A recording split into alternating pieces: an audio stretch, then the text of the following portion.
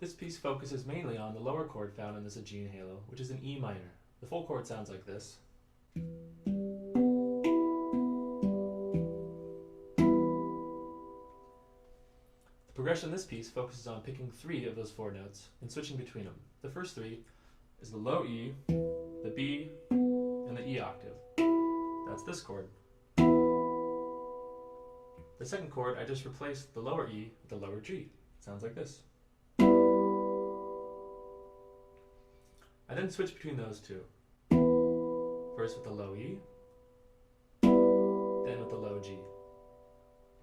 The composition starts by striking those 2 chords. I'm also going to be striking the high E on the edge of the tone field to accent the 5th harmonic. It should sound like this. I'll then use the butterfly effect on it to wobble the sound. All together.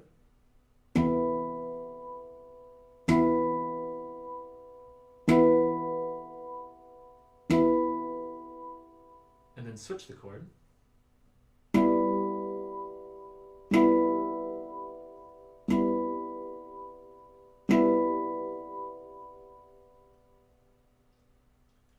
With the long sustain of a halo, you can actually use the butterfly effect in time. Notice that my swipes aren't sporadic, but simply along with the beat.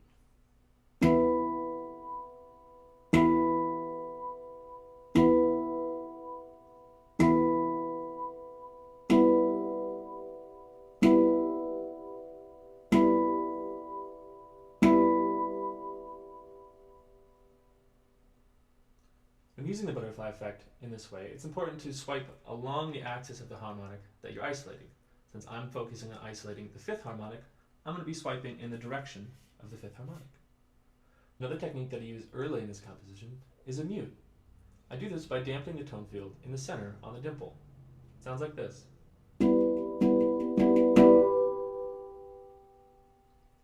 Notice I'm muting as close to, if not inside, the dimples of each tone field I'm playing. The goal is to dampen that tone field and let it recouple to any of the tone fields it has a positive harmonic relationship with.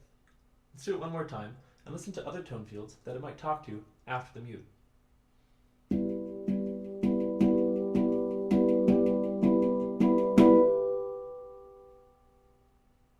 The piece continues on with more harmonic isolations. In this case, I'm going to be using a 2-handed harmonic isolation, but I'll be doing it in a chord. I'm going to be striking the 5th on the B and also the 5th on the E. I'm going to be using my left hand to dampen both of the octave harmonics and the fundamentals of those tone fields. So for example, I'm going to bring in my left hand, dampen here on the fundamental and the octave, dampen the fundamental and octave here, and use my right hand to strike out both the harmonics. At the same time as a chord.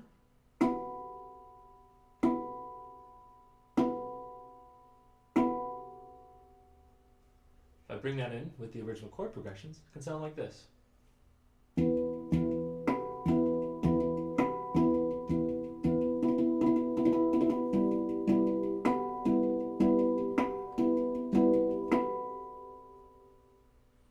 Next, I'm going to use a triple 2-handed harmonic isolation. I know that sounds like a mouthful, but I promise it's not as hard as it looks.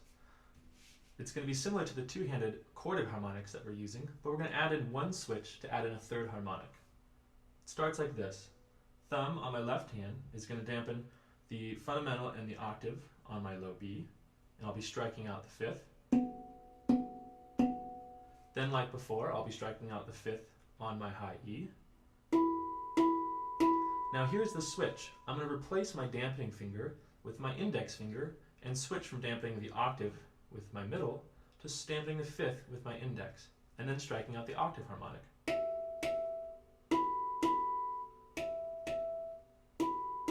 Notice that my thumb isn't going to move. I'm only going to isolate that harmonic. The series sounds like this. A little faster. A little bit faster.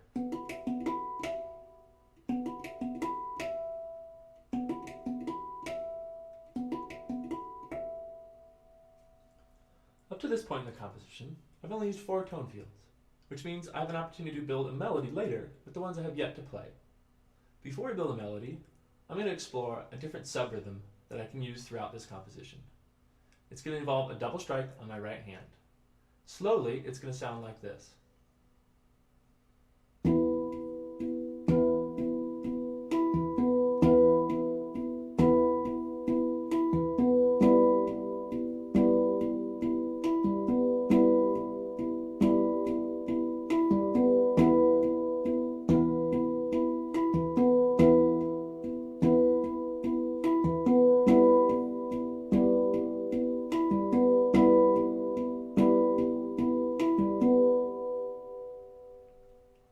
Let's bring that up to composition speed.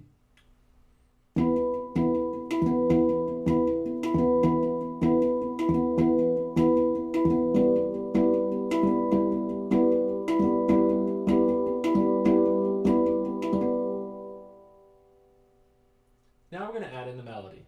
We're going to stick with the original chord progression. We're going to use that new subrhythm, and we're going to slowly add in the tone fields we have yet to play. I'm going to start with this one, my high F sharp. First slow.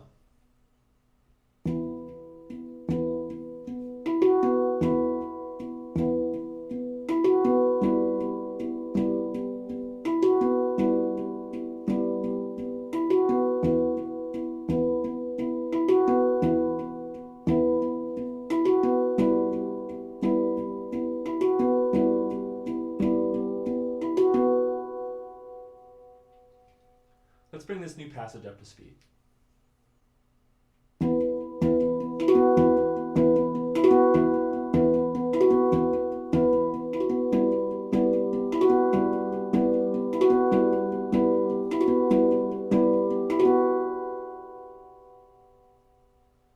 Next, I'm going to go into a series of big chords. I like 4-finger chords.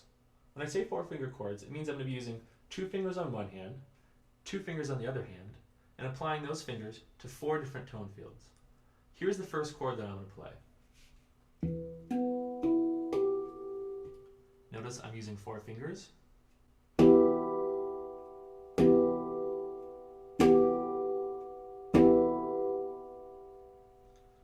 The next chord I'm going to use involves a note over here, but notice it's going to be really ergonomically uncomfortable for me to have to reach over there. This is one thing I keep in mind when I'm progressing through a composition. What are my hands going to be like now, and where are my hands going to be going? I can strike this 4-note chord this way, and it's most comfortable for me.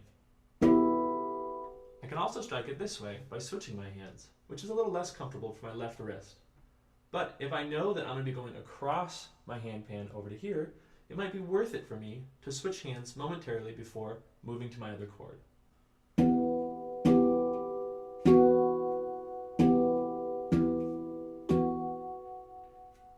Next, I continue on with the second chord from the original progression, and I introduce another chord. There's the original, here's the new one including the F sharp.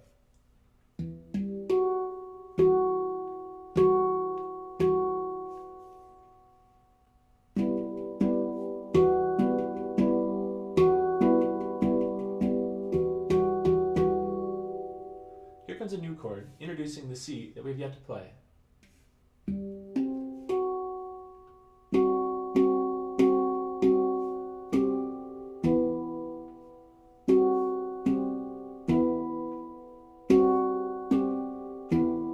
Notice I'm landing back on the very original chord from the original chord progression.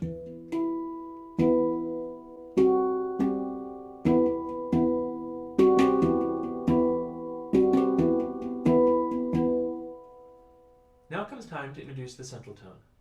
At this point on this halo, we've been focusing on the minor progressions. If we introduce the central tone, it gives a more major mode.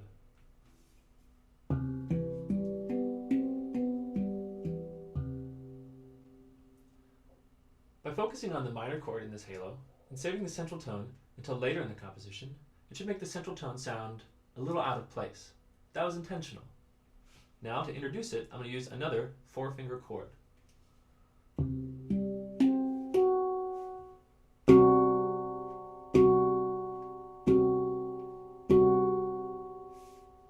Progress into another one.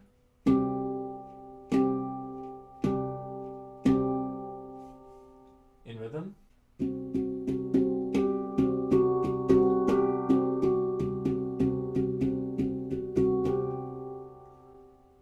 time to play that last tone field I've been saving. It's kind of like the cherry on top.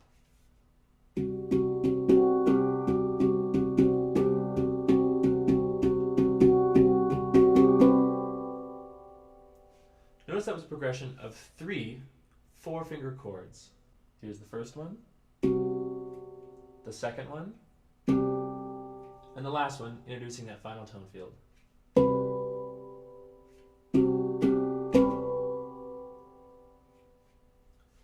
To keep the progression of a composition, I like to revert back to original themes and build off it with new themes. To do this in this piece, I'm going to go back to the original chord progression. I'm going to keep the second rhythm that we learned, and I'm also going to keep the newest tone field that we just introduced, the high one. Here we go.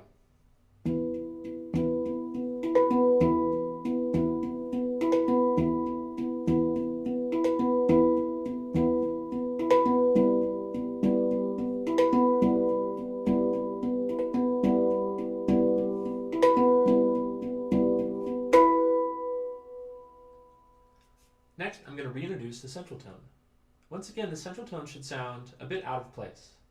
This was done intentionally by focusing on the minor chord in this halo versus the major. I'm going to keep the original chord progression, the newer rhythm that we learned, and accent it with the central tone.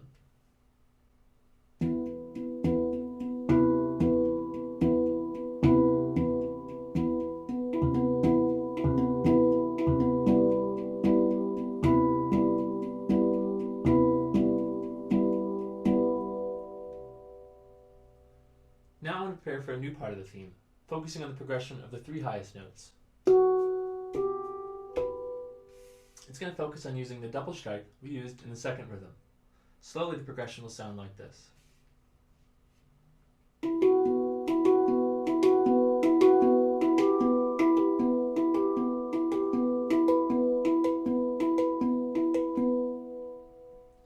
Up to speed.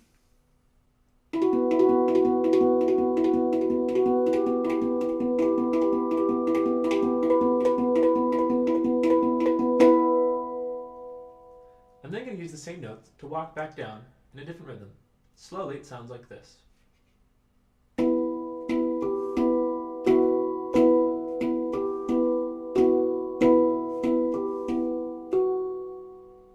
I'll then introduce 2 more notes to finish the run down.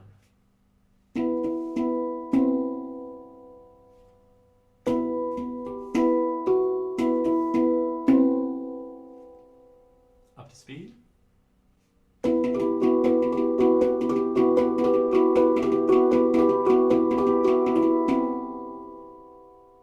We then finish the composition with an arpeggio. Notice that this arpeggio is going to withhold the same chord progression as the original.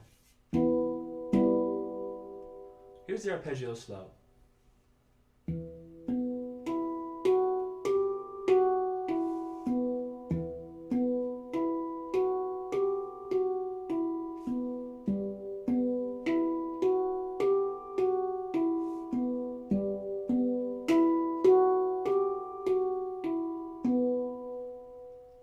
And a few variations on the arpeggio.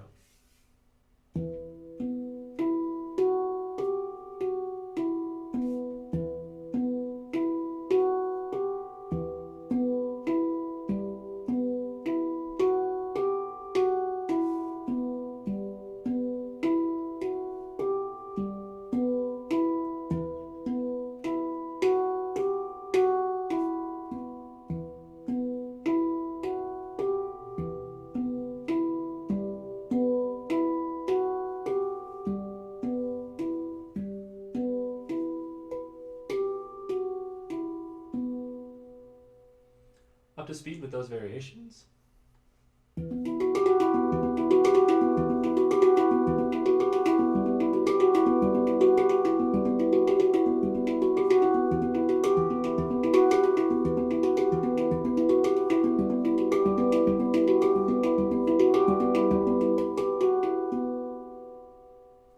And the final chord I use is the same chord as the very original chord in the first progression. Coming off the arpeggio, I'm going to walk down, leave off at the C, and then finish with the final chord.